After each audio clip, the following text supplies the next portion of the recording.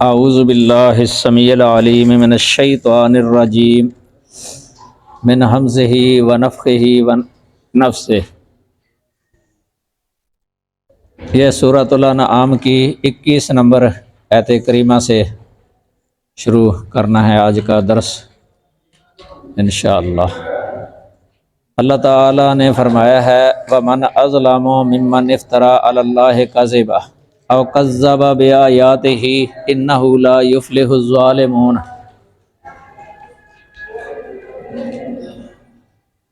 اس سے بڑا ظالم کون، اس سے زیادہ ظالم کون ہے جو جس نے اللہ پر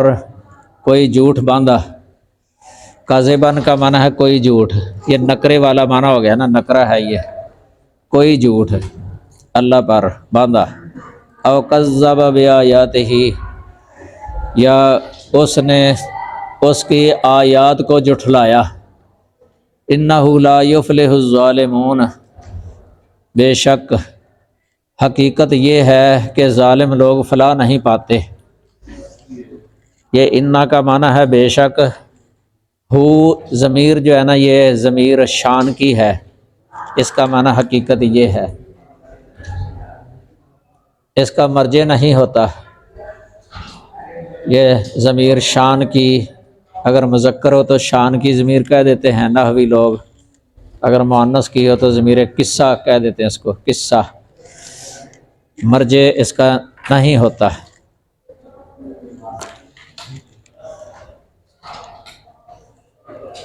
اس کا مطلب یہ ہے کہ وہ کہتے تھے نا یہود اور مشرکین کہ اس نے افتراء باندھا ہے اللہ پر، تو اس کا یہ جواب ہے کہ اگر کوئی اللہ پر افتراء باندھے تو وہ تو سب سے بڑا ظالم ہوتا ہے، اور یہ نبوت کے منافی ہے۔ کوئی بھی نبی جو ہے نا اللہ پر افتراء نہیں باندھ سکتا، یہ ناممکنات میں سے ہے کہ کوئی نبی ہو سچا تو اللہ پر افتراء باندھے، یہ ہو نہیں سکتا۔ پہلے بتایا تھا کہ نبوت کا دعویٰ کرنے والے دو ہی شخص ہو سکتے ہیں، یا تو اصدق الصادقین ہوگا یا اکذب الکاذبین ہوگا۔ اصدق الصادقین ہونا دنیا کے اندر نبوت کا دعویٰ کرنے میں وہ سچا ہو سکتا ہے کیونکہ وہ جھوٹ بول نہیں سکتا، اور جو اکذب الکاذبین اگر وہ نبوت کا دعویٰ کرے گا تو وہ کذاب نبی کہلائے گا، کذاب، اور اظلم ہوگا، سب سے بڑا ظالم۔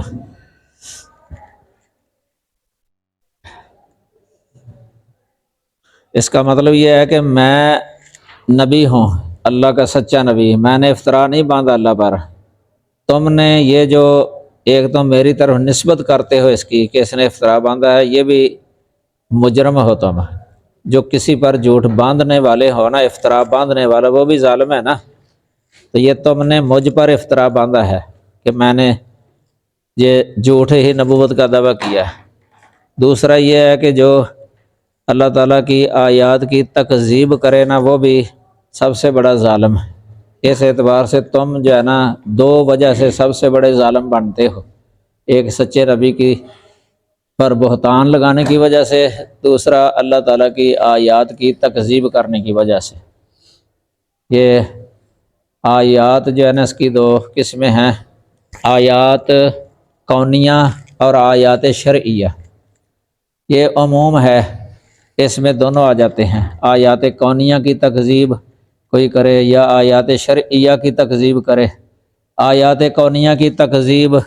کرنے کا مطلب یہ ہے کہ مثلاً اس کی نفی کر دے کہ اللہ تعالیٰ نے ان کو پیدا کیا ہے، کوئی آسمان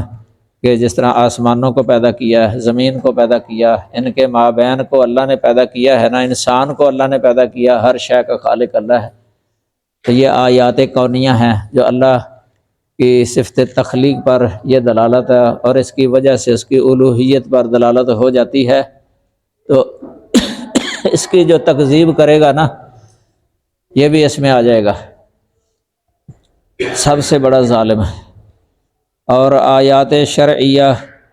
اس سے یہی مراد ہے جو وحی ہے، وحی پرانی آیات ہیں، مثلاً اس میں پھر اس وحی کے اندر احادیث نبویہ بھی آ جاتی ہے، خاص کر کے جو متواتر احادیث ہیں یا جن کی صحت جو ہے نا وہ قطعی ہے، جس طرح متفق علیہ روایات یا مشہور روایات یا مسلسل بالائمہ روایات جن کی صحت کے اندر کوئی شبہ بھی نہیں ہوتا، اس کی اگر کوئی تکذیب کرے تو یہ بھی بہت بڑا ظالم ہے۔ یہ منکرین سنت جو ہے نا وہ اس میں آ جائیں گے، جو سنت کا انکار کرتے ہیں، جو صرف کہتے ہیں کہ قرآن ہی قرآن ہے، بس قرآن ہی قرآن ہے، سنت کی سرے سے ہی نفی کر دینے والے ہیں۔ یہ کلی طور پر منکرین حدیث ایک گروہ ہے۔ یہ پہلے بیان کیا تھا جب اقلیت پرستی کا ذکر تھا تفسیر کے اندر، اس میں خاص کر کے ان کا ہی ذکر ہے۔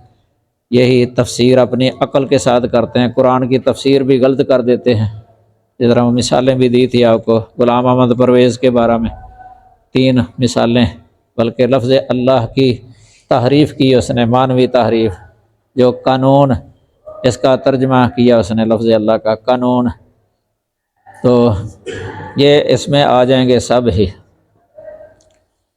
یہ مشرکین مکہ جو ہے نا، انہوں نے بھی افطرا باندھا ہے اللہ پر، اللہ کے ساتھ شریک ٹھہرایا، یہ بھی افطرا باندھنا ہے، کیونکہ اللہ تعالیٰ نے اپنا شریک بنایا ہی نہیں ہے کوئی، تو شرک کرنے والا جو ہے نا وہ یہ خیال کرتا ہے کہ اللہ نے اس کو اپنا شریک بنایا ہوا ہے۔ اللہ تعالیٰ نے ان کو وہ صفات عطا ہی نہیں کی جو صفات ان میں مانتا ہے، اور ساتھ کہتا ہے کہ اللہ تعالیٰ کی دین ہے، یہ اللہ تعالیٰ نے ان کو یہ دی ہیں، اللہ نے ان کو اتنی قدرت یا اتنی پاور دی ہوئی ہے کہ یہ مشکل کشائی کر سکتے ہیں۔ یہ بھی اللہ پر ایک قسم کا بہتان ہے، افتراء ہے، یہ جھوٹ باندھنا ہے۔ تو اسی طرح اس صورت کے اندر بھی کئی چیزیں بعد میں آ جائیں گی، حلال حرام کا مسئلہ، یہ بھی اس میں کہ اللہ نے ایک شے کو حلال قرار دیا ہے تو وہ کہتا ہے کہ نہیں یہ حرام ہے، اللہ نے اس کو حرام کیا ہے، یہ بھی افتراء ہے اللہ پر، افتراء۔ یا اس کے برعکس ہو جائے کہ حرام کی اللہ تعالیٰ نے، وہ کہے کہ نہیں اللہ نے حلال کی ہے، یہ اللہ کی طرف نسبت کرے، یہ سب سے بڑا ظلم ہے۔ اللہ پر کذب بیانی، دوسرے نمبر پر رسول اللہ صلی اللہ علیہ وسلم پر کذب بیانی، یہ دوسرے نمبر پر ہے۔ تو نبی صلی اللہ علیہ وسلم پر جو کذب بیانی کرتا ہے، اس کے بارے میں وعید آئی ہے، من کذب علی متعمدا فلیتبوأ مقعدہ من النار۔ ایک روایت یہ ہے من قال ما لم اقل فلیلج النار، کہ جس نے کوئی ایسی بات کہی جو میں نے نہیں کہی، اس سے مراد یہ ہے کہ میری طرف نسبت کر دی اس نے، جو میں نے کہی نہیں ہے تو اس نے کہا کہ میں نے کہی ہے، تو وہ بھی آگ میں داخل ہو جائے۔ یہ ایک روایت یہ بھی آتی ہے انا کاذبا علی لیس ککاذب علی احدکم، یعنی مجھ پر جھوٹ باندھنا وہ اس طرح نہیں ہے جس طرح تم میں سے کسی ایک پر جھوٹ باندھنا ہو۔ یہ بخاری کے اندر ہی ہے، کتاب الجنائز کے اندر، اس میں صحیح مسلم کے اندر ہے مقدمہ باب تغلیظ الکذب علی رسول اللہ صلی اللہ علیہ وسلم، مقدمہ صحیح مسلم کے اندر، بلکہ یہ حدیث متواتر ہے۔ اس سے پتہ چلتا ہے کہ سب سے بڑا یہ گناہ ہے شرک اور اللہ پر افطرا باندھنے کے بعد نبی پر افطرا باندھنا، نبی کی طرف کوئی بات منسوب کرنا جو آپ نے نہ کہی ہو۔ اور اس کی وجہ یہی ہے کہ نبی کی بات جو ہے نا وہ عام شریعت بن جاتی ہے، اللہ کی بات وہ دین شریعت بن جاتی ہے۔ اگر کوئی اس طرح ان کی طرف نسبت کر کے بات پھیلا دے دنیا، تو عوام جو پڑھے لکھے نہیں نہ ہوتے وہ ان کو دین ہی سمجھنے لگ جائیں گے کہ یہ دین ہے، شریعت ہے، یہ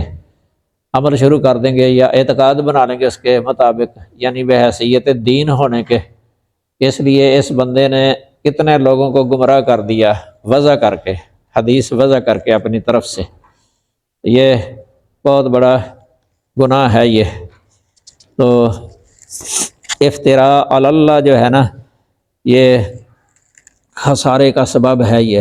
اس لیے اللہ تعالیٰ نے اس پر یہ مرتب کیا انہ لا یفلح الظالمون، یعنی فلاح کی نفی کی. اب فلاح کی نفی ہو جائے تو خسارہ اس کی جگہ پر آ جائے گا، یعنی خسارہ. تو خسارے کا یہ سبب ہے افتراء علی اللہ، اللہ تعالیٰ پر جھوٹ باندھنا. تو یہ کفار مکہ کے دین کی بنیاد ہی جھوٹ گڑھنے پر تھی. یہ بتوں کو اللہ کا شریک قرار دینا، فرشتوں کو اللہ تعالیٰ کی بیٹیاں قرار دینا، یہ کفار مکہ کے اندر عام تھا. یہ مشرکین کے اندر فرشتوں کو اللہ کی بیٹیاں کہتے تھے. اس طرح اس صورت کے اندر جو ہے نا ان کے کئی امور ذکر ہوں گے آگے. یہ بحیرہ، صاحبہ، حام اور وسیلہ وغیرہ جو اپنی طرف سے انہوں نے یہ قرار دیے ہوئے تھے. تو اس طرح یہود و نصارہ کے دین میں اس میں بھی بہت زیادہ افتراءات ہیں یہود و نصارہ کے دین کے اندر. تو ایک تو یہ بھی تھا عیسیٰ علیہ السلام کو جو اللہ کا بیٹا کہتے تھے، یہ افتراء ہے، اللہ پر افتراء ہے. یہ وہ عزیر علیہ السلام کو اللہ تعالیٰ کا بیٹا کہتے تھے. پھر اپنی کتابوں کے بارے میں ان کا یہ عقیدہ تھا کہ یہ کبھی بھی قیامت تک منسوخ ہونے کے قابل نہیں ہے، منسوخ نہیں ہوں گی، یہی رہیں گی قیامت تک. یہ بھی افتراء تھا اللہ پر، افتراء، ناقابل نسخ قرار دینا کتابوں کو. تو یہ جو ہے نا معجزات کو بھی اس طرح جھٹلاتے تھے، انبیاء کے معجزات کو. کئی طرح تھے ان کے جھوٹ باندھنے اللہ پر. تو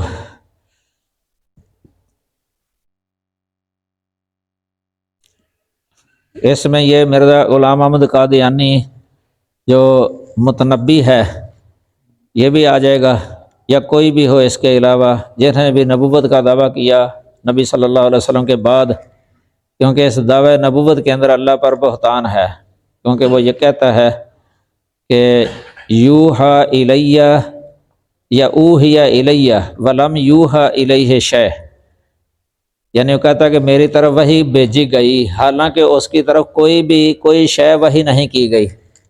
تو یہ اللہ پر سب سے بڑا بہتان ہے کہ کوئی بندہ یہ کہے کہ میری طرف وحی آتی ہے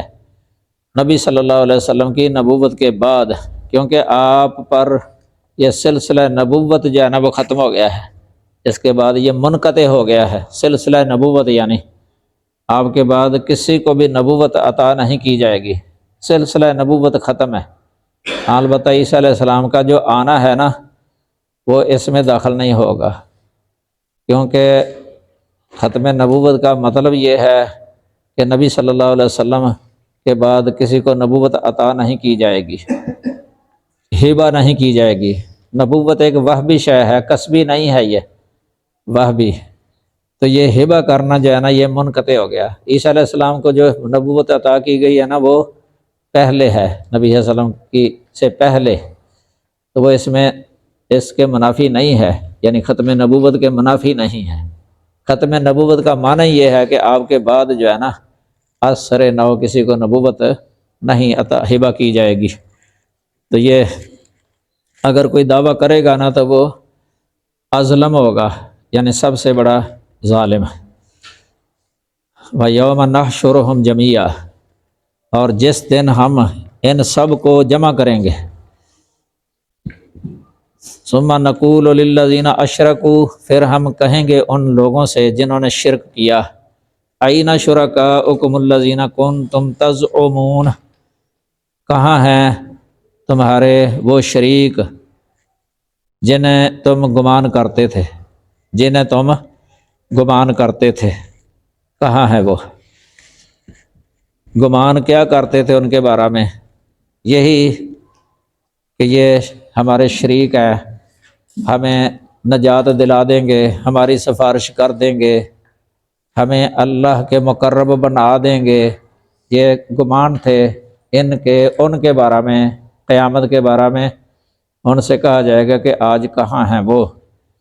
اب اس دن جو ہے نا وہ ان کو نظر ہی نہیں آئیں گے قیامت کے دن.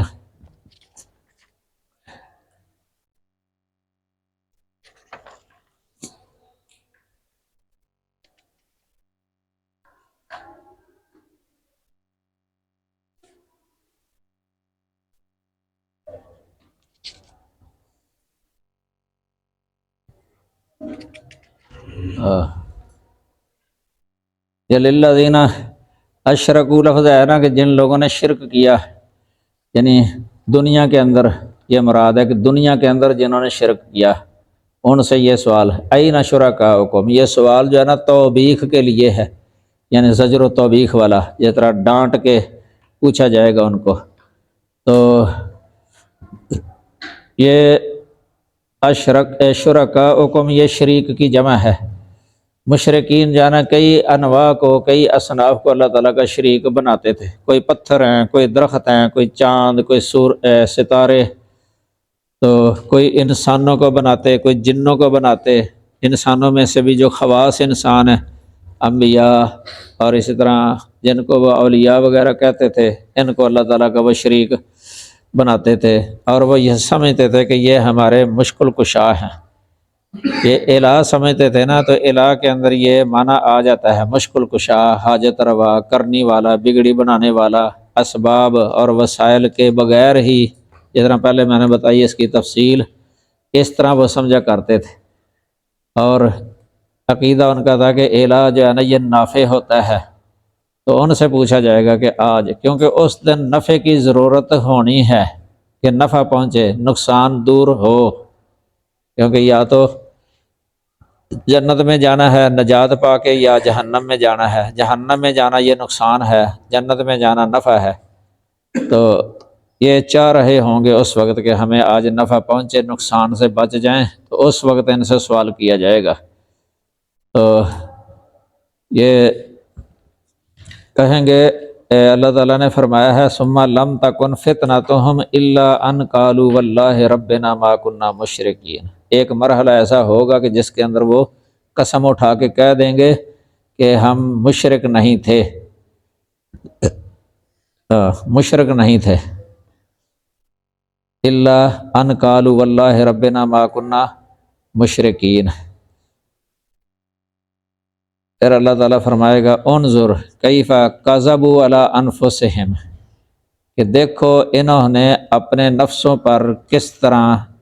کذب بیانی کی ہے، کہ دنیا میں تو یہ مشرک تھے، آج قسم اٹھا کے کہہ رہے ہیں کہ ہم مشرک نہیں تھے، گویا کہ اپنے نفسوں پر یہ جھوٹ بول رہے ہیں۔ ثم لم تکن فتنتہم، یہ فتنہ جو لفظ ہے نا، اس کے کئی معنی آتے ہیں قرآن پاک کے اندر۔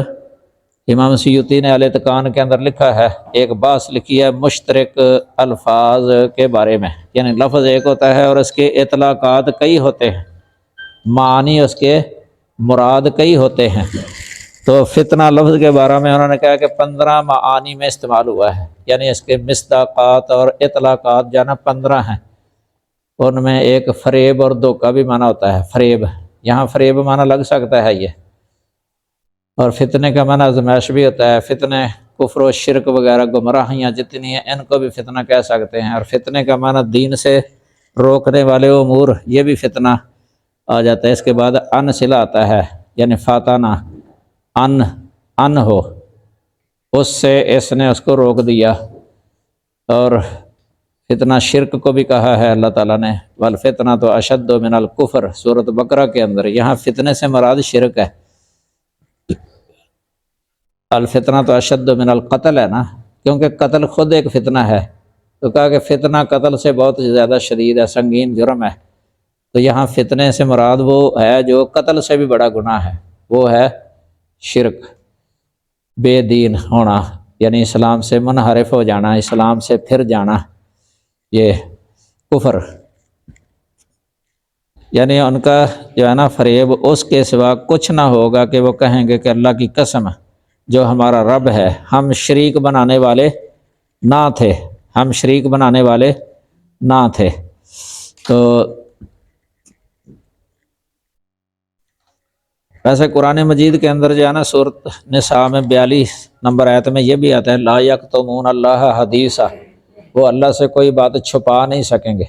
عبداللہ بن عباس رضی اللہ تعالی عنہ سے کسی نے سوال کیا تھا یہ، کہ ایک مقام میں تو یہ ہے کہ کوئی بات نہیں چھپائیں گے، ادھر وہ قسم اٹھا کے کہہ رہے ہیں کہ ہم شرک نہیں تھے، ادھر تو اپنا شرک چھپا رہے ہیں اللہ تعالیٰ سے۔ عبداللہ بن عباس رضی اللہ تعالی عنہ نے ان کو یہ جواب دیا تھا۔ تو کہ جس وقت پہلے جب وہ اہل توحید کو جنت میں داخل ہوتا دیکھیں گے تو اپنے شرک کا انکار کریں گے، تو جب ان کے منہوں پر مور لگے گی اور ان کے ہاتھ پاؤں اور جسم کا ہر حصہ بول کر گواہی دے گا، تو پھر وہ ان کی کوئی بات چھپی نہ رہ سکے گی۔ یعنی اس طریقے سے بھی اللہ تعالیٰ، یعنی یہ زبان سے کہنا مراد ہے واللہ ما کنا مشرکین، تو ادھر وہ چھپانے کی تو کوشش کی ہے انہوں نے پہلے، لیکن اللہ تعالیٰ یہ ان کا اس طریقے سے ظاہر کر دے گا کہ زبان پر مہر لگا دے گا، اور ان کے پاؤں ہاتھ وغیرہ جو ہے نا، ان کے جلود چمڑے یہ گواہی دیں گے ان کے خلاف، کوئی بات چھپی نہیں رہے گی ان کی۔ اس طریقے سے جو ہے نا تطبیق دی گئی ہے۔ تو انظر کیف کذبوا علی انفسہم، دیکھ انہوں نے کیسے اپنے آپ پر جھوٹ بولا، وَضَلَّ عَنْهُمْ مَا كَانُوا يَفْتَرُونَ، اور ان سے گم ہو گیا، ضلع کا معنی ہوتا ہے گم ہونا، گم ہو گیا وہ جو جھوٹ بنایا کرتے تھے، یفترون یعنی جو جھوٹ بنایا کرتے تھے وہ گم ہو گیا، یعنی وہاں ان کا شرک ان کے کچھ کام نہ آئے گا، اور نہ ان کے بنائے ہوئے حاجت روا اور مشکل کشا کہیں نظر آئیں گے، اس طرح عذاب سے بچ نہیں سکیں گے، جہنم کے اندر داخل ہوں گے۔ تو وَمِنْهُمْ مَن يَسْتَمِعُ إِلَيْكَ، اور ان میں سے کچھ وہ ہیں جو آپ کی طرف کان لگاتے ہیں۔ استماع اور سامعہ میں فرق ہوتا ہے، یہ ہر استماع سماع ہے لیکن ہر سماع استماع نہیں ہے، عموم خصوص مطلق کی نسبت ہے، دونوں میں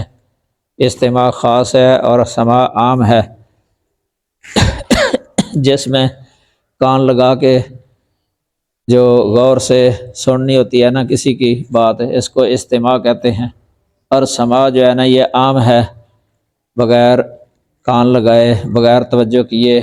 خود بخود کان میں کوئی آواز پہنچ جائے، سنی جائے، اس کو سماع کے ساتھ تعبیر کر لیتے ہیں، اور جو قصداً سنی جائے ارادہ کر کے کان لگا کے توجہ کے ساتھ، اس کو استماع کہا جاتا ہے۔ اس لیے یہاں یہی ترجمہ کیا جائے گا کہ ان میں سے کچھ وہ ہیں جو آپ کی طرف کان لگاتے ہیں۔ وَجَعَلْنَا عَلَىٰ قُلُوبِهِمْ أَكِنَّةً، اور ہم نے ان کے دلوں پر پردے ڈال دیے ہیں، اکنہ یہ کنان کی جمع ہے، متا کی جمع جیسے امتے آ جاتی ہے، ان یفقہوا ہو، اس سے کہ وہ اسے سمجھیں، اس سے پردے کہ وہ اس کو سمجھیں، وفی آذانہم وقرا، اور ان کے کانوں میں بوجھ رکھ دیا ہے۔ یہ وقرا جو ہے نا یہ عطف ہے اس کا اکنہ پر، جعلنا ادھر بھی لگ جائے گا، یعنی اس کا مفعول ہے، یہ جعلنا کا مفعول ہے، یہ جعل کا۔ وَإِن يَرَوْا كُلَّ آیَةٍ، اور اگر وہ ہر نشانی دیکھ لیں، لا یؤمنوا بها، تو اس پر ایمان نہیں لائیں گے، اگر وہ ہر نشانی دیکھ لیں تو اس پر ایمان نہیں لائیں گے۔ حتیٰ اذا جاؤک، حتیٰ کہ جب وہ آپ کے پاس آئیں گے، تو یجادلونک، جھگڑا یعنی جھگڑا کرتے ہوئے آئیں گے آپ کے پاس، جھگڑتے ہوئے، جب آپ کے پاس وہ آتے ہیں تو جھگڑا کرتے ہیں آپ کے ساتھ، یہ حتیٰ کہ جب وہ آپ کے پاس آتے ہیں تو آپ کے ساتھ جھگڑا کرتے ہیں۔ یقول الذین کفروا، کہتے ہیں وہ لوگ جنہوں نے کفر کیا، ان ھذا الا اساطیر الاولین، نہیں ہے یہ مگر پہلے لوگوں کی کہانیاں، یا فرضی کہانیاں مراد ہے، افسانے جن کو کہہ دیتے ہیں نا، جو خود وضع کیے ہوتے ہیں، کہانیاں جو خود بنائی ہوتی ہے، حکایتیں، کہانیاں، افسانے۔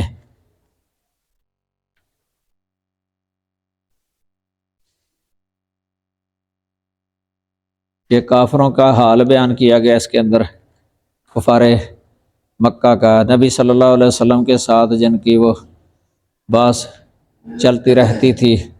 جھگڑتے تھے آپ صلی اللہ علیہ وسلم کے ساتھ، حتیٰ کہ معجزات بھی دیکھتے، کوئی آیتیں آتی، آیات، کیونکہ آیات لفظ یا آیت لفظ جو ہے نا، یہ قرآنی آیات ان کو بھی کہہ دیتے ہیں، معجزات کو بھی آیات کہہ دیتے ہیں، اور کونی جو آیات ہیں، کونی آیات کونیہ، آسمان زمین سورج چاند ستارے وغیرہ جو اللہ پر دلالت کرتے ہیں، اللہ تعالیٰ کے وجود پر، اس کے خالق ہونے پر، اس کے معبود ہونے پر، ان کو بھی آیات کے ساتھ تعبیر کرتے ہیں۔ تو وہ ان سے استدلال نہیں کرتے تھے، آیات کونیہ کے ساتھ اس کی الوہیت پر استدلال نہیں کرتے تھے، ویسے تو مانتے تھے آیات کونیہ کو کہ اس کی ہیں یہ اللہ تعالیٰ کی مخلوق سب،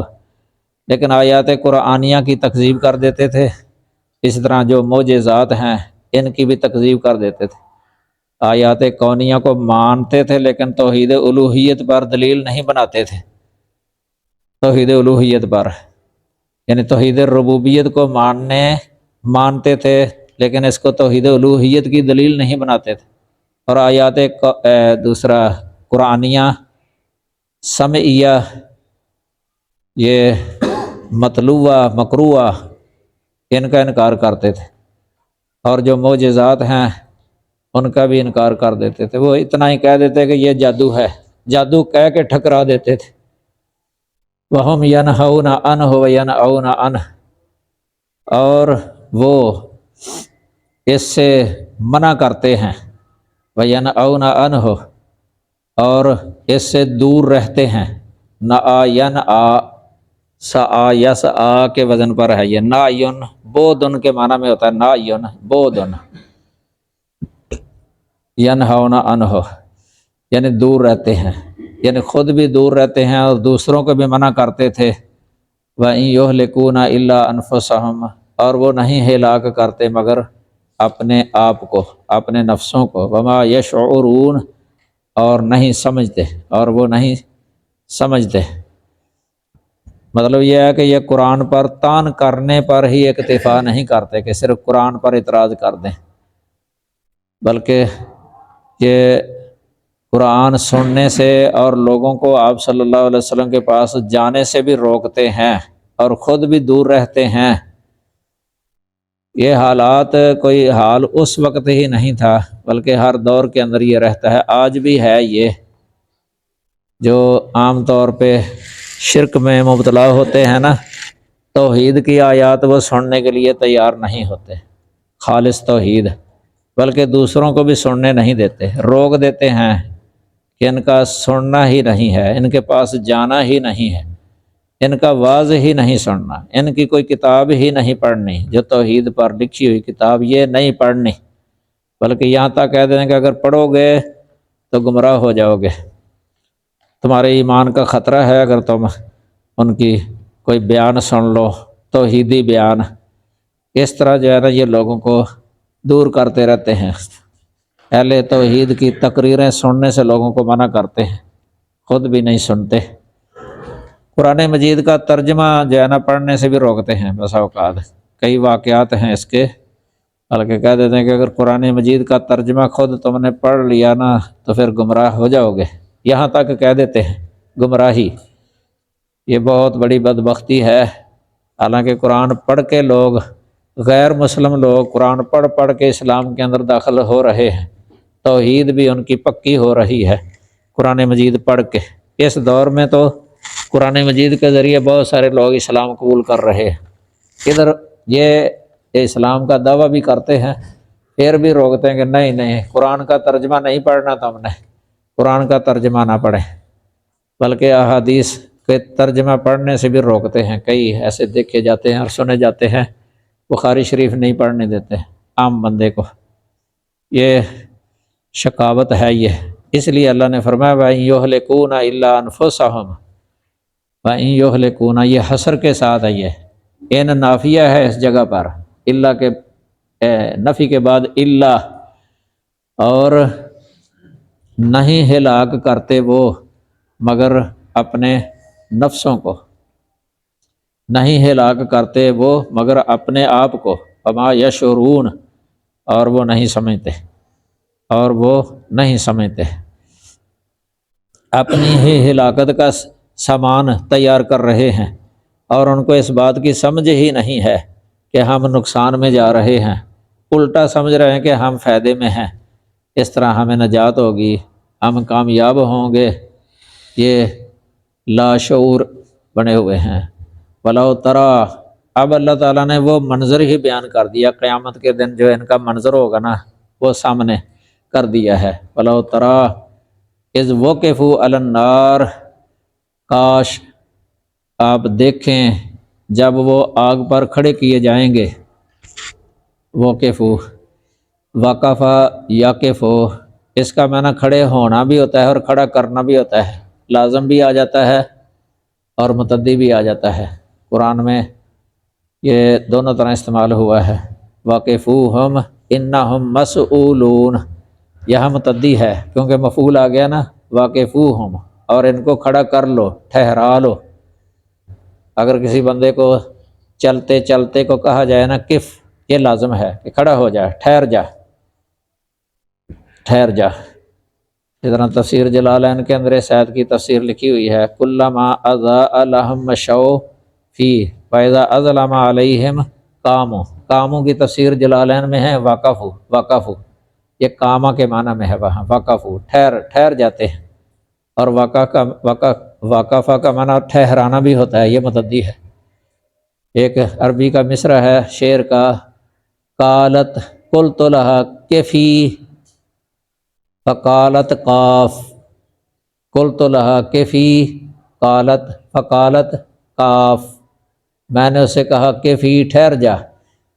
قالت اس نے کہا قاف،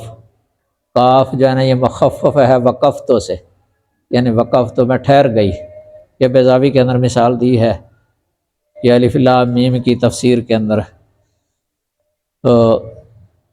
وقفو ٹھہرائے جائیں گے، یہ جو ہے نا متعدی ہے اس جگہ پر، وقفو ٹھہرائے جائیں گے آگ پر۔ فقالو تو انہیں وہ کہیں گے، یا لیتنا نرد ولا نکذب بآیات ربنا، کاش ہم واپس بھیجے جائیں،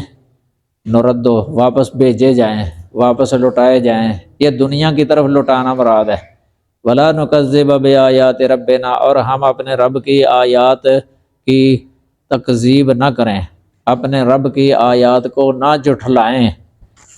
یہ اس دن تمنا کریں گے۔ وَنَكُونَ مِنَ الْمُؤْمِنِينَ، اور ایمان والوں میں سے ہو جائیں، اور ہم ایمان والوں میں سے ہو جائیں۔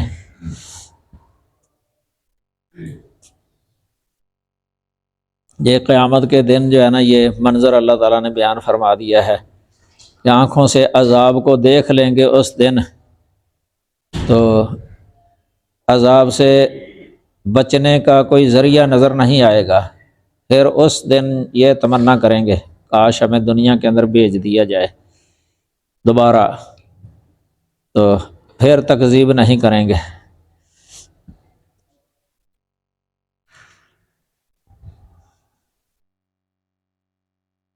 بل بدا لهم ما كانوا يخفون من قبل،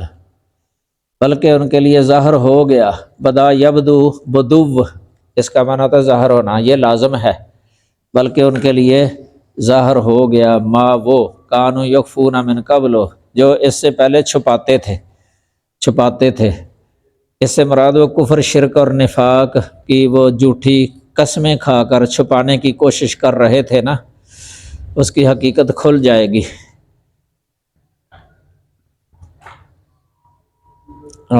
کئی کہتے ہیں کہ یہ منافقین کے بارے میں آیت ہے، کیونکہ منافقین دنیا کے اندر بھی چھپاتے ہیں، کفر شرک چھپاتے ہیں دنیا کے اندر، کئی وہ کافر ہی مراد لیتے ہیں، کافر ویسے چھپاتے تو نہیں ہیں، لیکن قیامت کے دن وہ جو کہیں گے نا واللہ ما کننا مشرک ربنا ما کننا مشرکین، وہاں انہوں نے جو پہلے چھپایا تھا نا وہ پہلے کی بات ہے، یہ اس کے بعد ہے، تو من قبلوں سے پھر وہی مراد ہو جائے گا کہ اس سے پہلے، یعنی اس کہنے سے پہلے جو وہ چھپاتے تھے وہ ظاہر ہو جائے گا۔ تو آگے اللہ تعالیٰ نے فرمایا وَلَوْ رُدُّوا لَعَادُوا لِمَا نُهُوا عَنْهُ، اگر انہیں واپس بھیج دیا جائے تو ضرور پھر وہی کریں گے جس سے انہیں منع کیا گیا تھا۔ یہ لام کا معنی ہے ضرور، لعادوا یہ لو کے جواب میں ہے، یہ اگر وہ واپس بھیج دیے جائیں، لٹا دیے جائیں دنیا کی طرف، تو ضرور وہ وہی کریں گے جو جس سے ان کو منع کیا گیا، یعنی دنیا میں آ کے پھر وہ کفر کریں گے، شرک کریں گے دنیا میں آ کے۔ یہ اگر منافق ہیں تو نفاق اختیار کرنا مراد ہو جائے گا، دنیا میں آ کے منافق بنیں گے۔ اگر کافر ہیں تو دنیا میں آ کے کافر یا مشرک رہیں گے اسی طرح ہی۔ یہ کیونکہ یہ ان کی آرزو جو ہے نا ایمان لانے کی وجہ سے نہیں ہے، بلکہ کسی طرح جہنم سے بچنے کی ہے یہ آرزو۔ یہ ایسے اللہ تعالیٰ کو علم ہی ہوتا ہے مستقبل کا، کہ مستقبل میں بندے نے کیا کرنا ہے، اللہ کو خوب علم ہے۔ اللہ نے اپنے علم کے مطابق یہ بتایا ہے، لَوْ رُدُّوا لَعَادُوا لِمَا نُہُوا عَنْهُ، اور ساتھ ہی فرما دیا وَإِنَّهُمْ لَكَاذِبُونَ، بے شک یہ جھوٹے ہیں، یقیناً جھوٹے ہیں۔ یہ اس لیے کہ آخرت میں اس آرزو کے اظہار میں بھی جھوٹ ہی سے کام لیں گے، یعنی جھوٹ بول رہے ہوں گے وہ، یہ اس دعوے میں یعنی جھوٹے ہیں کہ ہمیں واپس بھیج دے تاکہ ہم ایمان لے آئیں۔ ربنا سمعنا واطعنا، اے ربنا اے اننا سمعنا فرجعنا نعمل صالحا، یہ بھی کہہ رہے ہوں گے کہ اب ہم نے سن لیا ہے،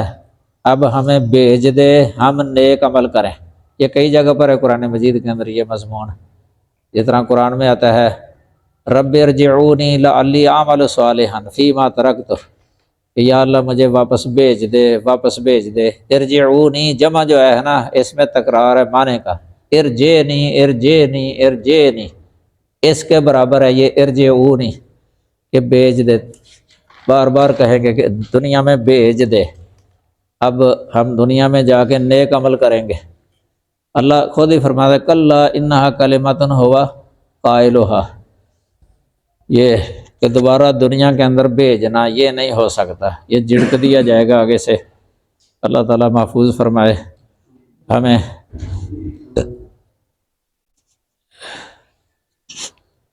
آگے ان کی ایک اور بات ذکر کی ہے، وقالو، اور انہوں نے کہا ان ہی الا حیاتنا الدنیا، نہیں ہے یہ مگر ہماری دنیا کی زندگی، یعنی یہ زندگی جو ہے نا ہماری دنیا کی زندگی ہی ہے۔ وما نحن بمبعوثین، اور ہم ہرگز اٹھائے جانے والے نہیں۔ یہ با کا معنی ہے ہرگز یا قطعاً، پہلے سنا تھا آپ نے یہ با زیادہ للتاکید، زندگی بس وہی ہے جو دنیا میں ہم گزار رہے ہیں، کوئی آخرت نہیں، نہ کچھ ثواب اور عذاب ہے۔ یہ اصل میں یہ مشرکین مکہ نے دو قسم کے تھے، یہ ایک تو وہ تھے جو آخرت پر ایمان رکھتے تھے، یہ وہ ہیں جو شرک کرتے تھے نا، تو اس لیے کرتے تھے کہ آخرت کے اندر اللہ تعالیٰ کا قرب حاصل ہو جائے گا۔ ما نعبدہم الا لیقربونا الی اللہ زلفیٰ، ان کا آخرت پر ایمان تھا کہ آخرت کے اندر اللہ کا تقرب حاصل ہو جائے گا۔ ایک گروہ وہ تھا جو آخرت پر ان کا ایمان نہیں تھا، یہ دوسرے تھے۔ زیادہ تر جو رد ہے نا، یعنی آخرت پر ایمان پر جو زور ہے اور اس کے منکرین کا جو زیادہ رد ہے قرآن میں، یہ اس گروہ پر ہے، اس گروہ پر، یعنی اس میں دو ان کے تھے یہ، اس لیے وہ دنیا کے اندر نیک اعمال کیا کرتے تھے آخرت کے لیے، لیکن وہ قبول نہیں ہے، کیونکہ قبولیت عمل کے لیے بنیادی شرط ایمان کا ہونا ہے۔ ایمان یہ رئیسی اور بنیادی شرط ہے۔ ایک اخلاص ہے ایمان کے بعد اللہ کے لیے خالص کرنا، تیسری شرط ہے وہ کہ عمل نبی صلی اللہ علیہ وسلم کے طریقے کے مطابق ہو۔ نبی صلی اللہ علیہ وسلم کے طریقے کے مطابق نہیں ہوگا تو بدعت بن جائے گا نا، تو بدعت پر اجر مرتب نہیں ہوتا۔ اگر اخلاص نہیں ہے تو وہ ریا بن جائے گی، پھر بھی عمل مرتب نہیں۔ اگر ایمان ہے تو پھر کفر کی حالت میں کوئی بھی عمل قابل قبول نہیں ہے، چاہے اخلاص ہو بھی، لیکن کفر ہے تو قبول نہیں ہے۔ قرآن میں کئی آیتیں ہیں اس طرح کی، وَقَدِمْنَا إِلَىٰ مَا عَمِلُوا مِنْ عَمَلٍ فَجَعَلْنَاهُ هَبَاءً مَنْثُورًا، کہ کتنے انہوں نے عمل کیے ہیں نا، انہیں ہم نے ہبا منصور بنا کے رکھ دیا ہے۔ ہبا ان منصورہ یہ تشبیہ ہے، یعنی جس طرح ہبا جو منصور ہوتا ہے یہ ہاتھ میں نہیں آتا، پکڑا نہیں جاتا، فضا کے اندر جو غبار سا ہوتا ہے نا، جو بکھرا ہوا ہوتا ہے، یہ نظر نہیں آتا سائے میں، خاص کر کے کمرے کی چھت پر جو روشن دان ہوتا ہے نا، اوپر سے دھوپ نیچے آتی ہے نا روشن دان سے، اس دھوپ کے اندر اگر آ جائے نا پھر نظر آ جاتا ہے، ورنہ نظر نہیں آتا۔ جس طرح یہ ہاتھ سے پکڑنا ناممکن ہے نا کہ ہاتھ میں پکڑ لے کوئی تو نظر آ جائے، اسی طرح ان کے جو اس طرح کے عمل ہیں کافروں کے، یہ بھی ان کے ہاتھ میں نہیں آئیں گے قیامت کے دن۔ اجر ثواب اللہ تعالیٰ نہیں دے گا ان کو قیامت کے دن کہ ان پر کوئی اجر مرتب کر دے، کیونکہ بنیادی شرط جو ہے نا ایمان وہ نہیں ہے، کافر کا کوئی عمل قبول نہیں ہے۔ تو یہ صرف یہی سمجھتے کہ دنیاوی زندگی ہے بس، یہ وہ تھے جن کا آخرت پر ایمان نہیں تھا۔ یہ وہی جو کہا کرتے تھے کہ اگر ہم مر گئے تو مٹی ہو گئے تو کون ہمیں اٹھائے گا۔ سورہ یاسین کے آخر میں بھی ان کا ذکر ہے۔ یہ ایک کافر آیا تھا نبی صلی اللہ علیہ وسلم کے پاس، قبر سے ہڈیاں لے کے، بسیدہ ہڈیاں تھی، نبی صلی اللہ علیہ وسلم سے کہنے لگا من یحیی العظام وہی رمیم، کہ نا بسیدہ ہڈیوں کو کون زندہ کرے گا جب کہ یہ رمیم ہے، یعنی بسیدہ ہو چکی ہیں، خشک ہو چکی ہیں، کیونکہ زندگی میں وہ تو تری ہوتی ہے، تری ہڈیاں ہوتی ہیں، خون ہوتا ہے، پانی بدن کے اندر، رطوبتیں ہوتی ہیں، یہ تو اس طرح بسیدہ ہو چکی ہے، اب ان کے اندر رطوبتیں کون پیدا کرے گا، دوبارہ زندگی کون دے گا ان کے اندر، کون زندہ کر دے گا ان کو۔ اللہ تعالیٰ کی قدرت کاملہ جو مستمرہ ہے ہر وقت، یہ اصل ہے نا، ان اللہ علی کل شیء قدیر۔ ادھر خیال ہی نہیں گیا اس کافر کا، اس نے، اللہ نے اس لیے جواب دیا قل یحییھا الذی انشأھا اول مرہ وہو بکل خلق علیم، کہ جس نے ان کو پہلی دفعہ پیدا کیا جب ان کا وجود ہی نہیں تھا، اس وقت وہ پیدا کر دی تھی جب ان کا وجود ہی نہیں تھا، اب تو وجود تو ہے، ان کو اثر نو پھر دوبارہ زندہ کرنا اسی کا ہی کام ہے جس نے ان کو پہلی بار پیدا کیا تھا۔ اللہ نے رد کر دیا، اس لیے شروع میں ہی اس کا جواب دے دیا تھا وَضَرَبَ لَنَا مَثَلًا وَنَسِیَ خَلْقَهُ، کہ اس نے ہمارے سامنے ایک مثال رکھی ہے ہڈیوں کی اور اپنی تخلیق کو بھول گیا، یعنی اپنا پتہ ہی نہیں ہے کہ مجھے کس نے پیدا کیا، کہ میں پہلے بالکل ہی نہیں تھا۔ هَلْ أَتَىٰ عَلَى الْإِنسَانِ حِینٌ مِّنَ الدَّهْرِ لَمْ یَکُنْ شَیْئًا مَذْکُورًا، کہ شے مذکور نہیں تھا، اللہ نے اس کو وجود دے دیا، پیدا کر دیا۔ اگر یہی یاد کر لیتا، ذہن میں رکھ لیتا کہ میں تو پہلے بالکل تھا ہی نہیں تو اللہ نے مجھے موجود کر دیا ہے، تو کیا اللہ کے نزدیک یہ مشکل ہے کہ ان ہڈیوں کو دوبارہ زندہ کر دے؟ یعنی کبھی اس طرح کا سوال ہی نہ کرتا۔ اس طریقے سے اللہ نے رد کیا اس کا۔ تو یہ ان کا قول ہے، یہ بعض پر جو ایمان نہیں رکھتے تھے۔ اب ان کے بارے میں فرمایا ہے وَلَوْ تَرَىٰ إِذْ وُقِفُوا عَلَىٰ رَبِّهِمْ، اور کاش آپ دیکھیں جب وہ اپنے رب کے سامنے کھڑے کیے جائیں گے، قَالَ، تو وہ کہے گا، اللہ کہے گا، رب ان کا کہے گا أَلَيْسَ هَٰذَا بِالْحَقِّ، کیا یہ حق نہیں، کیا یہ حق نہیں۔ حق کا معنی حقیقت بھی ہوتا ہے، عین واقع کے مطابق جو حقیقت واقعیہ ہے اس کو بھی حق کہہ دیتے ہیں، حق۔ اس کے مقابلے میں باطل بھی آ جاتا ہے، باطل جس کی حقیقت نہ ہو۔ حق کے 8-9 اطلاقات لکھے ہیں شارحین نے، لغت کی کتابوں میں بھی ہے، غریب القرآن میں بھی ہے۔ یہ صحیح بخاری کی جو شرح ہے مولانا شیخ عبداللہ غنیمان صاحب کی، اس میں بخاری میں کتاب التوحید میں یہ جو حدیث آئی ہے انت الحق، اے اللہ تو حق ہے، تیری کتاب حق ہے، جنت حق ہے، آگ حق ہے، کافی چیزوں کا ذکر کیا ہے۔ تو وہاں حق کے بارے میں بحث لکھی ہوئی ہے اس حدیث کے تحت، جو 2 جلدوں میں چھپی ہوئی ہے۔ کتاب التوحید کی شرح ہے، صرف شرح کتاب التوحید، یہ شیخ عبداللہ غنیمان کی، بہت بڑے عالم ہیں یہ، کافی بسط کے ساتھ بحث لکھتے ہیں وہ حدیث کی شرح۔ کھول کھول کے 9 اطلاقات لکھیں حق کے، تو یہاں یہ حقیقت ہی مراد ہے، حقیقت عین واقع کے مطابق ہونے والی یعنی حق۔ قالوا بلا وربنا، وہ قسم اٹھا کے کہہ دیں گے کہ ہمارے رب کی قسم ہے، کیوں نہیں، کیوں نہیں، اس کا مطلب کہ واقعتاً ہی یہ حق ہے،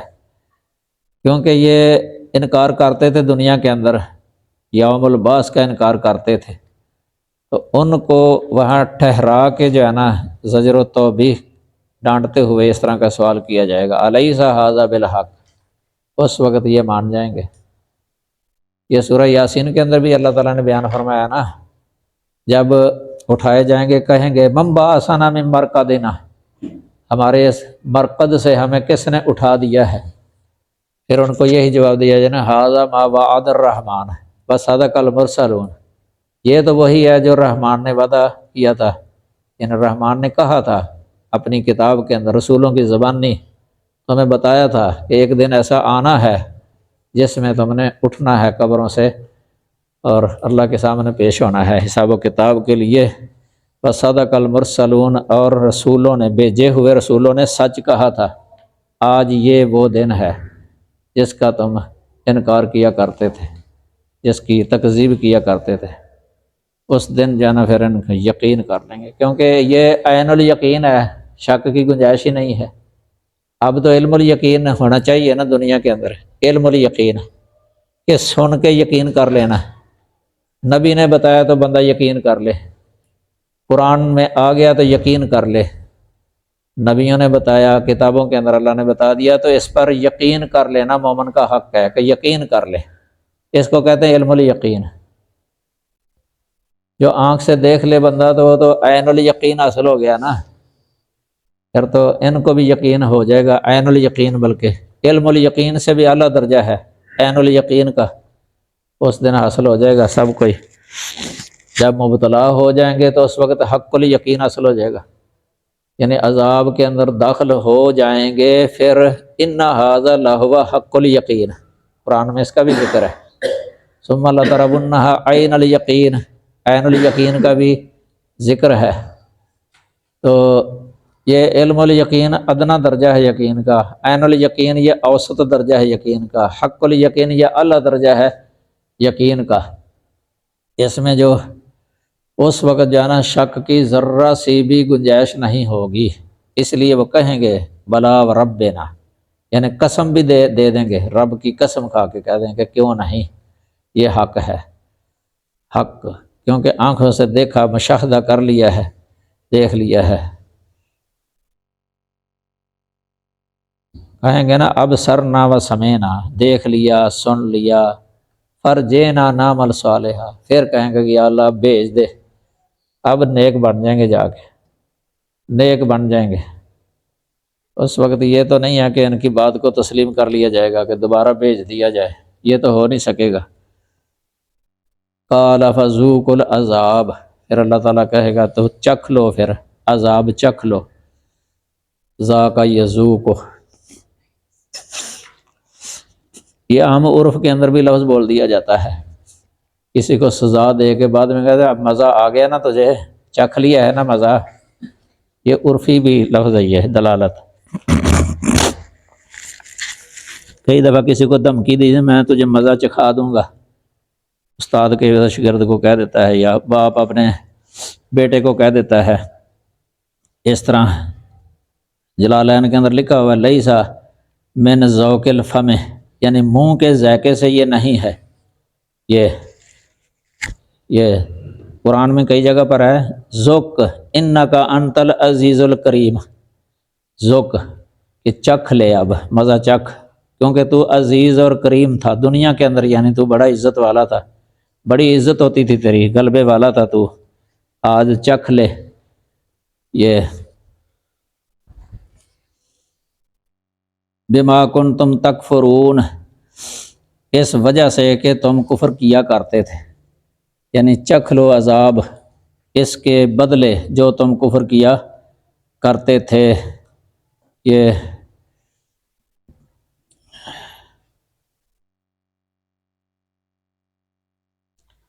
قرآن مجید جو منظر کھینچ دیتا ہے نا، اس طرح لگتا ہے کہ جس طرح آنکھوں سے بندہ وہ منظر دیکھ رہا ہو دنیا کے اندر ہی۔ یہ اسلوب ہے قرآن مجید کا۔ مناظر جو بیان کیے گئے ہیں، قیامت کے مناظر بہت زیادہ ہیں، کہیں تفصیل سے ہیں، کہیں اختصار کے ساتھ ہیں، اسالیب مختلف ہیں۔ میرا خیال ہے کہ سید قطب جو مصر کے ہیں نا مشہور، ان کی ایک کتاب بھی ہے قیامت کے دن کے مناظر پر، مناظر قیامت کے دن کے مناظر، اس طرح کی جو ہے نا وہ مثالیں وغیرہ وہاں جمع کی ہیں۔ جنت کے مناظر، جہنم کے مناظر، حشر کے میدان کے مناظر، اس طرح بندہ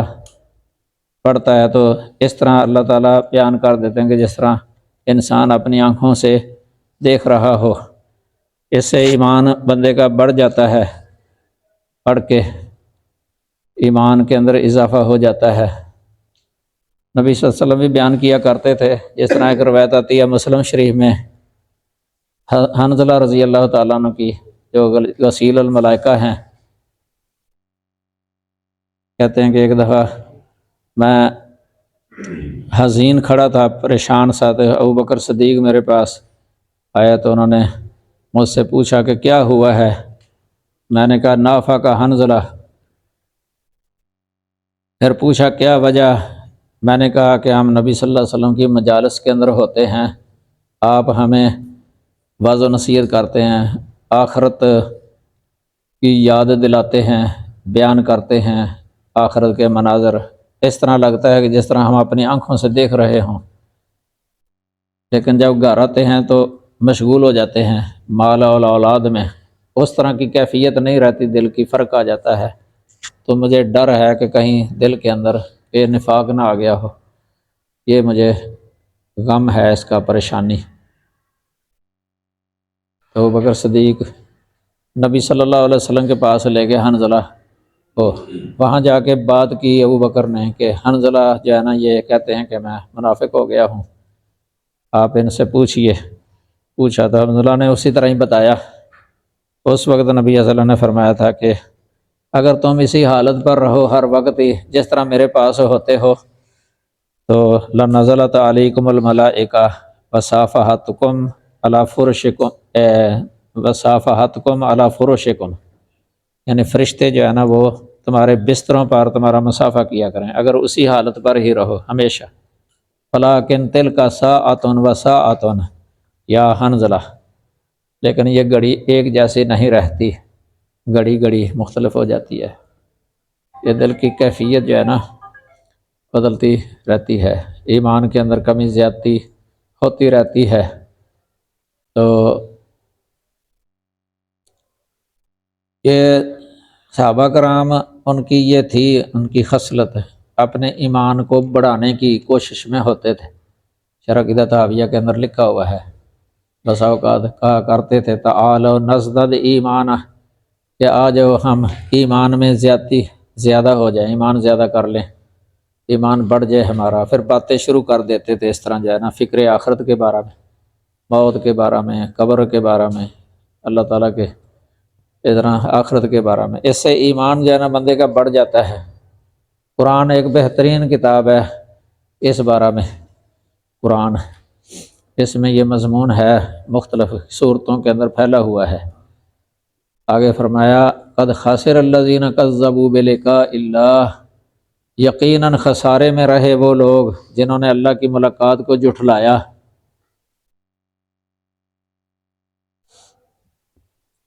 اللہ کی ملاقات کو جھٹلایا۔ حتی اذا جاءتہم الساعۃ بغتہ، یہاں تک کہ جب ان کے پاس قیامت اچانک آ پہنچے گی، آ جائے گی، آ پہنچے گی ان کے پاس قیامت اچانک، بغتۃ کا معنی ہے اچانک۔ قالو، وہ کہیں گے یا حسرتنا، یا حسرتنا، ہائے ہمارا افسوس، ہائے ہمارا افسوس، علی ما فرطنا فیہا، اس پر جو ہم نے اس میں کوتاہی کی، قیامت کے بارے میں جو ہم نے کوتاہی کی۔ وہم یحملون اوزارہم علی ظہورہم، اور وہ اپنے بوجھ اپنے پشتوں پر اٹھائیں گے، اپنے بوجھ سے مراد گناہوں کے بوجھ ہیں، وزر کی جمع ہے یہ، الا ساء ما یزرون، سن لو، یہ الا جو ہے نا افتتاحیہ کہتے ہیں، یہ تنبیہ کا حرف تنبیہ کہتے ہیں اس کو، حرف تنبیہ، تنبیہیہ، سن لو یا خبردار، متوجہ کرنے کے لیے ہے یہ۔ الا ساء ما یزرون، برا ہے جو وہ بوجھ اٹھائیں گے۔ یہ ساء افعال ضم میں سے ہے، یہ افعال مدح کے مقابلہ میں آتا نا، یہ نعمہ اور حبذا افعال مدح میں سے ہیں، اور بے سا اور ساء افعال ضم میں سے ہیں۔ یہ فیہا جو ہے نا، یہ الحیات الدنیا کی طرف بھی لوٹ رہی ہے یہ، یا الساء کی طرف لٹائی جائے، دونوں طرح معنی بن جاتا ہے، یعنی ہائے ہمارا افسوس اس کی کوتاہی پر جو ہم نے دنیا میں کی، یعنی دنیا میں جو ہم نے کوتاہی کی، یہ بھی اس کا معنی ہو سکتا ہے، یا جو قیامت کے بارے میں ہم نے کوتاہی کی، یہ بھی معنی ہو سکتا ہے قیامت کے بارے میں، یعنی مطلب میں کوئی فرق نہیں آتا، چاہے حیات دنیا کی طرف لٹائیں یا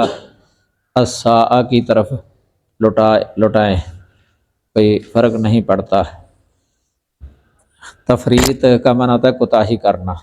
اس کی یہ افراط لفظ آتا ہے، اس کا معنی زیادتی کرنا ہوتا ہے، اس لیے افراط و تفریط، زیادتی اور کوتاہی، یہ عقیدے کی کتابوں میں ہے۔ یہ اہل بدع میں افراط و تفریط پائی جاتی ہے،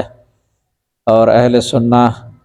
ان میں افراط و تفریط نہیں پائی جاتی، ان کی وسطیت ہے، وسطیت اہل بدع کے فرقوں کے درمیان۔ شیخ الاسلام نے لکھا ہے کہ جس طرح یہ امت جو ہے نا، یہ وسط ہے، کذالک جعلناکم امۃ وسطا لتکونوا شہداء، یہ اس امت میں وسطیت ہے دوسری امتوں کے درمیان، یعنی یہود و نصارہ ہے نا مثلا، ان میں افراط و تفریط ہے، غلو، کسی میں تنقیس میں غلو ہے، کسی میں یہ جو ہے نا، یہ دوسرا غلو ہے عقیدت میں، جس طرح نصارہ کا غلو ہے عیسیٰ علیہ السلام کے بارے میں، اور یہودیوں کی یہ تفریط ہے عیسیٰ علیہ السلام کے بارے میں، لیکن اہل اسلام امت مسلمہ ان کی وسطیت ہے عیسیٰ علیہ السلام کے مسئلے میں بھی، یا نہ ان کی تنقیس کرتے ہیں نہ غلو کرتے ہیں ان کے بارے میں۔ اسی طرح اہل الحدیث کے بارے میں انہوں نے کہا ہے یہ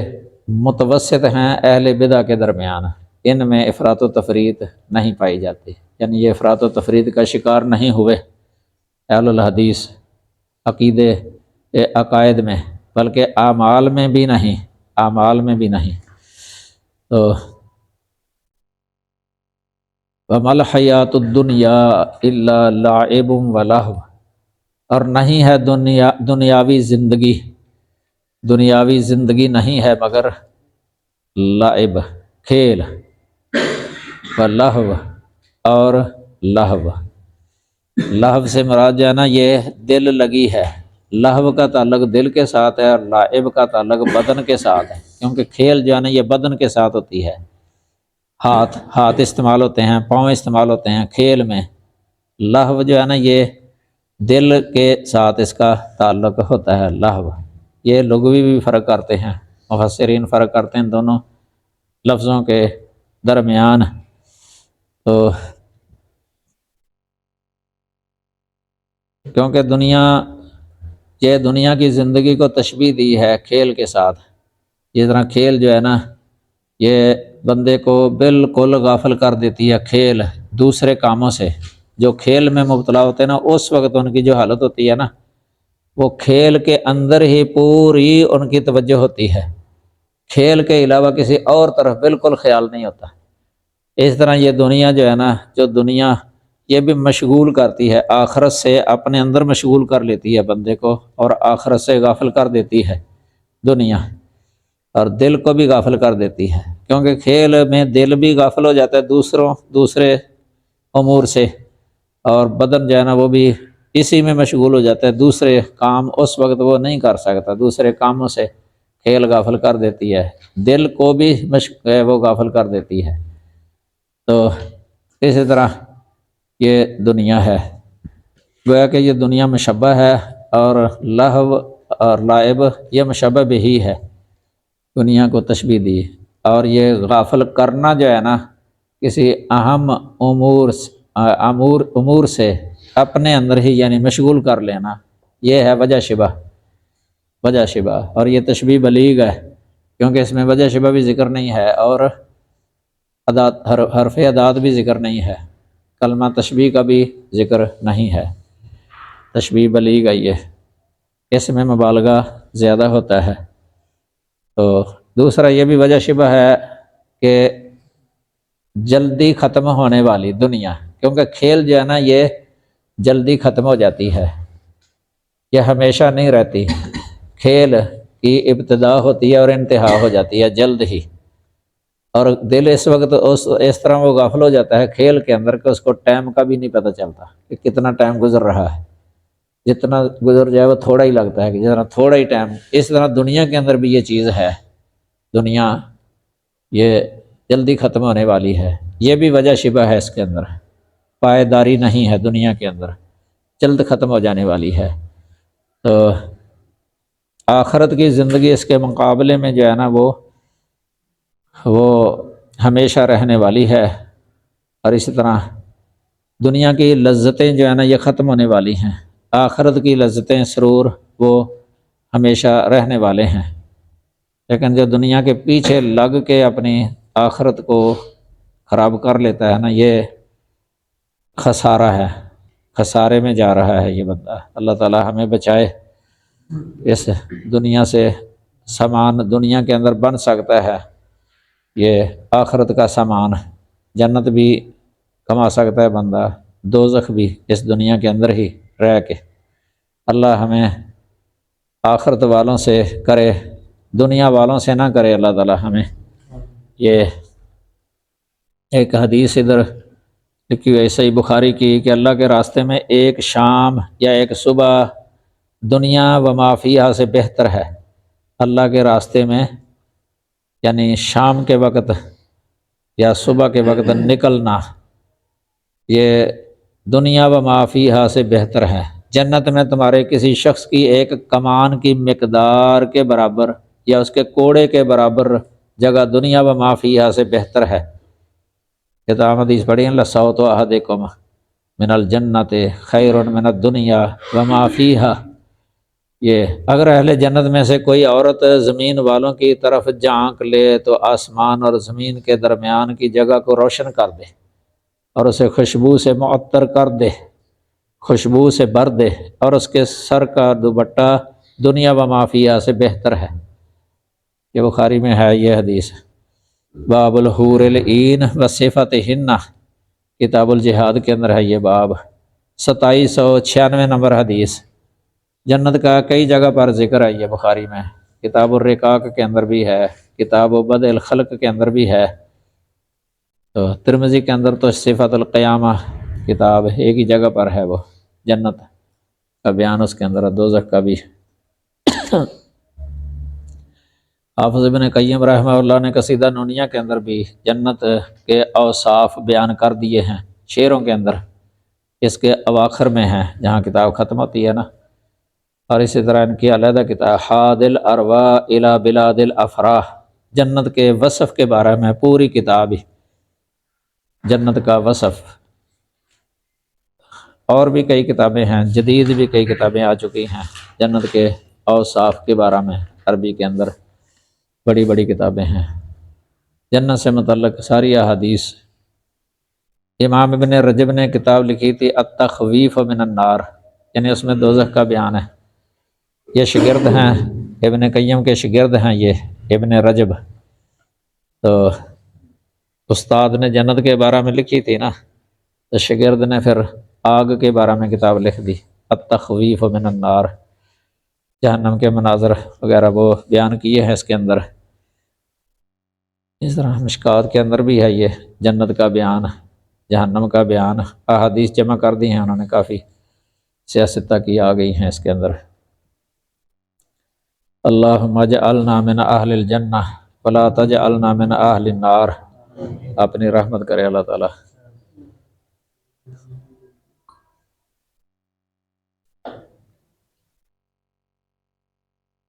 وَلَلدَّارُ الْآخِرَةُ خَيْرٌ لِلَّذِينَ يَتَّقُونَ، اور آخری گھر، دار موصوف ہے، آخرت جو ہے نا اس کی یہ صفت ہے، جس طرح الحیات موصوف ہے، الدنیا اس کی صفت ہے۔ دنیا کا معنی ہوتا ہے قربہ، دنایا دنو سے، کیونکہ دنیا جو ہے نا یہ آخرت کے قریب ہو رہی ہے دن بدن، آخرت کے قریب ہوتی جاتی ہے دن بدن، اس لیے دنیا کو دنیا کہتے ہیں۔ قربت یعنی آخرت کے قریب ہو رہی ہے دن بدن، ایک ایک لمحہ جو گزر رہا ہے نا وہ پیچھے کو جا رہی تو آگے جو ہے نا یہ بڑھ رہی ہے، آخرت کی طرف جا رہی ہے۔ جس طرح حافظ ابن کثیر کے شعر ہے بہترین، اس میں تمر بنا الایام تترا فانما نساق الی الاجال والعین تنظر، تمر بنا الایام تترا کہ دن جو ہے نا یہ ہمارے پاس سے پے در پے مسلسل جو ہے نا وہ گزرتے جا رہے ہیں۔ وانما نساق الی الاجال، ہم تو آجال کی طرف یعنی اپنی موتوں کی طرف ہانکے جا رہے ہیں۔ ہانکے جس طرح پیچھے کو لگا ہوا ہے نا وہ ہمیں آگے کی طرف ہانک رہا ہے جلدی جلدی، آجال موتوں کی طرف۔ نساق الی الاجال والعین تنظر، آنکھ دیکھ رہی ہے، ہماری آنکھ وہ دیکھ رہی ہے، یعنی ایک ایک لمحہ جو گزر رہا ہے نا ہمارا وہ کم ہو رہا ہے ہماری عمر سے، ہم موتوں کی طرف چلائے جا رہے ہیں، ہانکے جا رہے ہیں، یہ آنکھ دیکھ رہی ہے۔ فالعین تنظر فلا زائل ذاک المشیب المقدر فلا عائد ذاک شباب الذی مضی، جو جوانی گزر گئی ہے وہ واپس نہیں آ سکتی۔ شباب جوانی جو گزر گئی ہے نا وہ واپس نہیں آ سکتی۔ ولا زائل ذاک المشیب المقدر، اور جو بڑھاپا آ گیا ہے نا اب کبھی زائل نہیں ہو سکتا، یہ بڑھاپے کے بعد کہ دوبارہ جوانی آ جائے ایسے ہو نہیں سکتا۔ یہ ہے حافظ ابن کثیر کے شعر، یہ تفسیر ابن کثیر کے شروع میں بھی لکھے ہوئے ہیں، ان کے ترجمے میں پہلی جلد اس میں ان کے حالات زندگی ہے نا اس میں لکھے ہوئے ہیں، یہ بہترین شعر ہیں۔ یہ جس طرح جوانی کے بارے میں کسی نے کہا لیت الشباب بوا فاشتریت، کاش جوانی بیچی جا رہی ہوتی تو میں خرید لیتا۔ پہلے اس نے کہا لیت وحل ینفع شیئا لیت، کاش، کیا کاش کہنا کچھ فائدہ دے سکتا ہے، کاش کہنا کچھ فائدہ دے سکتا ہے۔ لیت الشباب بوا فاشتریت، کاش جوانی بیچی جا رہی ہوتی تو میں خرید لیتا۔ جوانی جو ہے نا یہ بھی نعمت ہے اللہ تعالیٰ کی، جوانی شباب، ایک روایت آتی نا کہ ابن آدم کا قدم جو ہے نا وہ زائل نہیں ہوگا حتیٰ کہ اسے 5 چیزوں کے بارے میں سوال کیا جائے، اس میں ایک یہ بھی ہے ان شباب ہی فیما افنا، جوانی کے بارے میں، جوانی در جوانی توبہ کردن شیوہ پیغمبری وقت پیری گرگ ظالم بیش ود پرہیزگار، جوانی کے اندر توبہ کرنا پیغمبری عادت ہے۔ بڑھاپے کے وقت جو ہے نا بزرگی کے وقت ظالم بھیڑیا پرہیزگار بن جاتا ہے، انتظار کرتا رہتا ہے کہ بوڑھا ہو جاؤں گا نا تو پھر میں نماز قائم کیا کروں گا، ابھی تو میری زندگی ہے، حالانکہ ایک لمحے کا پتہ نہیں ہے، اس کی گارنٹی نہیں ہے زندگی کی، ایک لمحے کا پتہ نہیں ہے، ایک سانس کا نہیں پتہ کہ آنا ہے کہ نہیں آنا۔ وَلَلدَّارُ الْآخِرَةُ خَيْرٌ، آخرت والا گھر، آخرت کا گھر بہتر ہے، خیر بہتر ہے، للذین یتقون، ان لوگوں کے لیے جو ڈرتے ہیں، متقی تقوی اختیار کرنے والے، متقی۔ تفسیر ابن کثیر میں ھدی للمتقین شروع میں ہے نا سورۃ بقرہ کے شروع میں، وہاں تقوی کی تفسیر لکھی ہوئی ہے، شعر وغیرہ بھی لکھے ہوئے ہیں۔ لا تحقرن صغیرۃ ان الجبال من الحصا، کہ صغیرہ گناہوں کو بھی حقیر نہ سمجھو، کیونکہ پہاڑ جو ہے نا کینکروں سے بنے ہوئے ہیں۔ وسنا کماشن فوق ارض الشوق یحذر ما یرا، کہ اس طرح چل، اس طرح کر جس طرح خاردار زمین میں چلنے والا کرتا ہے۔ کانٹے پڑے ہوئے نا، کانٹے ہی کانٹے، تو اس سے گزرنا ہو تو کس طریقے سے وہ گزرے گا بندہ؟ بچ بچ کے احتیاط کے ساتھ گزرے گا کہ کانٹا لگ نہ جائے، ڈر ڈر کے کہ کپڑے کو کانٹا نہ لگ جائے، پاؤں کو نہ لگ جائے، بہت محتاط ہو کے۔ اس طرح کہتے ہیں کہ زندگی میں کر گزر، زندگی گزار ہے۔ تو تقوی کے ویسے مراتب ہیں، تفسیر ابن کثیر میں لکھے ہوئے مراتب: اعلیٰ درجے کا تقوی، اوسط درجے کا تقوی، ادنا درجے کا تقوی۔ اعلیٰ درجے کا تقوی تو یہ ہوتا ہے نا کہ عام گناہوں سے، یعنی کبیرہ ہوں یا صغیرہ ہو، بچنے کی پوری کوشش کرنا، اپنی طرف سے پرہیز، یہ اعلیٰ درجے کا تقوی ہے۔ کبائر سے بچ جانا، یہ ادنا درجہ ہے۔ اور کبائر کا ارتکاب ہو جائے، کچھ بچ جائے، کچھ ارتکاب ہو جائے، یا زیادہ جو کبیرہ ہیں بڑے ان سے بچ گیا ہے، زیادہ بڑے، یہ ادنا درجہ ہے تقوی کا۔ شرک مثلا یا اس طرح کے گناہوں سے جو بچ گیا، یہ بھی ایک قسم بنائی ہے۔ قرآن سے پتہ چلتا ہے کہ 3 طرح کے لوگ ہیں: فَمِنْهُمْ ظَالِمٌ لِنَفْسِهِ وَمِنْهُمْ مُقْتَصِدٌ وَمِنْهُمْ سَابِقٌ بِالْخَيْرَاتِ بِإِذْنِ اللہ۔ 3 اللہ تعالیٰ نے ذکر کیے ہیں نا، یہ ایک ہے ظالم لنفسہ، یہ ادنا ہے، ایک ہے مقتصد، یہ درمیانہ ہے، ایک سابق بالخیرات بإذن اللہ، یہ اعلیٰ ہے، اعلیٰ درجہ۔ ان سب کو اللہ تعالیٰ نے جنت کا وعدہ کیا ہے۔ ظالم لنفسہ ہی یہ اصحاب القبائر ہیں، موحدین ہیں، توحید والے، پکے توحید پر، لیکن کبیرہ گناہ کا ارتکاب کر لیتے ہیں، کچھ ہو جاتے ہیں ان سے۔ یہ کبیرہ گناہ کا ارتکاب کرنا، اسی کو ظالم لنفسہ ہی کہا ہے۔ یہ عذاب کے بعد جنت سے، جہنم سے نکال لیے جائیں گے عذاب دینے کے بعد۔ اور مقتصد یہ اصحاب الیمین ہیں، جو عذاب کے بغیر جنت میں داخل ہو جائیں، حساب ہے لیکن عذاب نہیں۔ اور سابق بالخیرات جو ہے نا، یہ